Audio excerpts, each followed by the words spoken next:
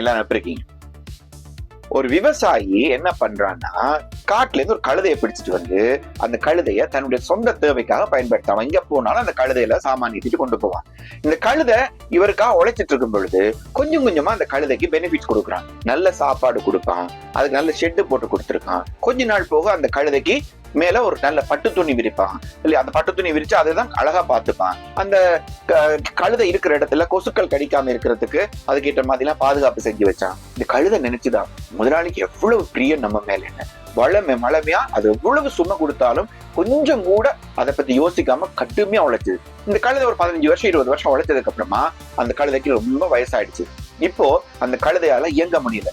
திடீர்னு பார்த்தா அந்த முதலாளி காட்டுல இருந்து இன்னொரு புதுசா ஒரு கழுதையை கொண்டு வந்துட்டு இந்த கழுதையில போட்டிருந்த அத்தனை நல்ல விஷயத்தையும், அதாவது அதுக்கு போட்டிருந்த பெனிஃபிட் எல்லாத்தையும் கலட்டி புது கழுதைக்கு போட்டுட்டு இந்த கழுதையை கொண்டு காட்டுல விட்டான்.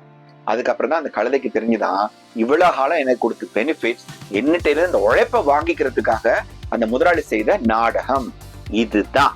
உங்களுக்கு இன்னைக்கு புரியணும், ஒரு ஜாப்ல நமக்கு ஒரு ப்ரமோஷன் அல்லது அவார்ட் அல்லது அனுவலி போனஸ் எல்லாம் கொடுக்கறத நோக்கம் இந்த வருஷத்துல இருந்து அடுத்த வருஷத்துக்குள்ள அந்த முதலாளிக்கு கிடைக்கக்கூடிய பெனிஃபிட்ஸ் அடையிறதுக்காக தான்.